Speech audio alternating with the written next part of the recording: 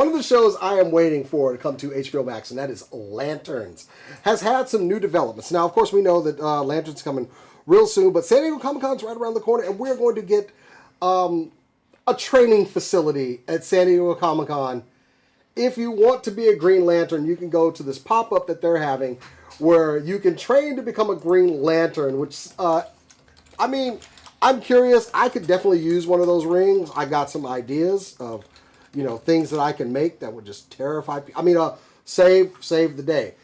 I said save the day. I didn't say anything of that sort. But giant green penis.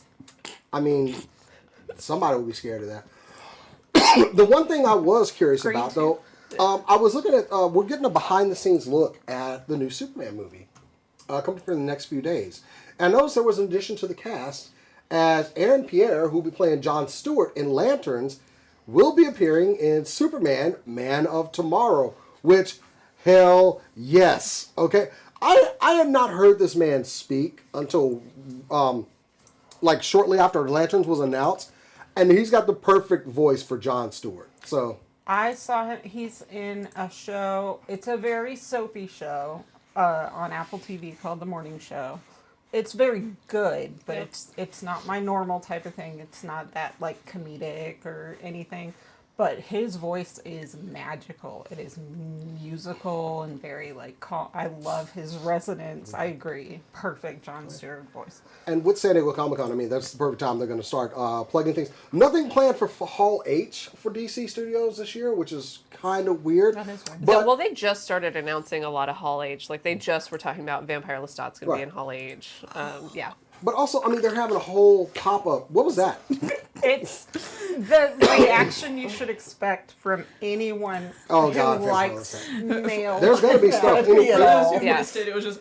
But granted, is there a need for them to even do the something in Hall H? They're doing a full-on pop-up where you can go and do stuff for Green Lantern. I love interactive stuff at San Diego Comic-Con. And with Lanterns coming out August 18th, 8-episode run on HBO Max, I'm excited. What I am just getting, we're not getting anything from these trailers that's screaming Green Lantern to me, though. It's not, and they told us it was going to be a pretty grounded, detective story, which is a weird thing for a Lanterns show. Considering that we just saw Guy Gardner in Superman. Dude, the constructs coming up out of the ground, throwing tanks. I know everybody was like, oh, that's cool. I was like, that dude is dead. Yeah. The guy that's in that tank that just got tossed half a mile is dead. I'm actually not going to be super shocked if we don't get anything from DC for Hall H, because Hall H is where you make big announcements. Oh, yes. And if they don't have anything ready to it, we know the Lantern show is happening. We know who's in it. Yeah. And so, you can have discussions earlier on in the day in Hall H, but later in the hall, you kind of want big announcements. And so if they do have a Hall H appearance, I'm going to guess it's going to be earlier in the day. The thing that's crazy about SDCC is that it is such an insider's con. Yeah. I would not expect that. It's one of the biggest cons in the world. And fleshing out what's going to be there is so much harder than I thought. Who's going to be where and what's going to be available is very difficult. Now, your boys have gotten more and more on the inside track. We've been pretty popular at this con. It's harder to make an impression than it is at a lot. Jason takes us to a media party and says, go! Yeah. Oh, yeah.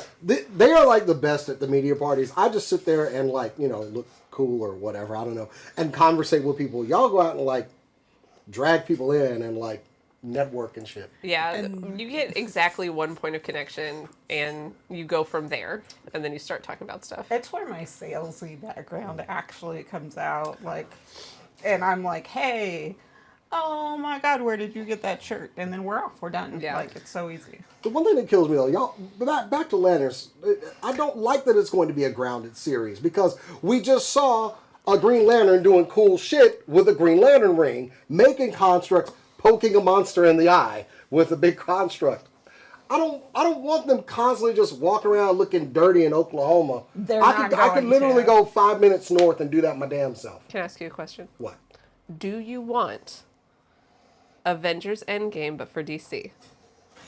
Oh, they ain't gonna ever pull it off. Do you want it?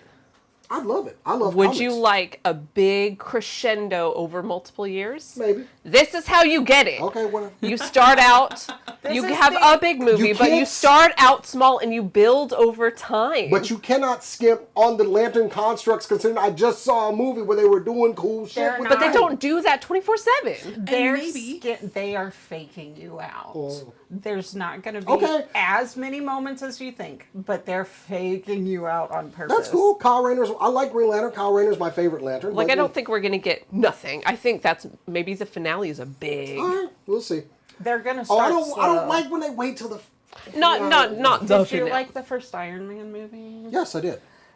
This is exactly the conversation about Iron Man. How many fights is in the first Iron Man movie? He doesn't deserve this spotlight we don't want to see in Iron Man 3, which broadly people were wrong about their reaction to. Like, I don't want to get all gatekeepy, but it's a character piece and you're wrong. It was good. Wow. Anyway, no. But like when Iron Man, they're like, you're giving Iron Man a solo movie. He's so one note. What are we doing? They're doing the work. And it could be not great, but also there is a skill ceiling, talent seal, all this stuff that you can't get to without this. Yeah. So it could be one of the best things. Like, okay, I'm going to be patient. I'm going to be watching because I love Green Lanterns. I do. I think they're gonna very, very particularly like what problems can be solved with a giant construct and what interpersonal problems cannot be solved by a giant green penis. All problems unless it's a specific type it has to be of interpersonal problem. Blue penis. I'm telling you right now, I can solve any problem with a giant green construct. With a giant green construct of any sort. I'm really sad that didn't end in I have great. If I can create anything with my mind, I can solve a whole lot of issues. Okay, but here's my case I'm building on the fly. You hire Kyle Chandler to set up somebody else's big success. That is what Kyle Chandler is for. Oh, yeah. So, like... And clearly, since they are moving forward, since Jon Stewart will be appearing in the new Man of Tomorrow, which I'd like to see him interacting with Guy Gardner, honestly. When you say interacting, John you don't mean making out with. Okay, then yeah, that's fine. Interacting's great. That's for the fan art. Okay. You're talking about a whole different movie there. I want to see Jon Stewart interacting with several people. I will say, not Guy Gardner. What is his name? Jon Stewart. What is the guy's name? Aaron Pierre.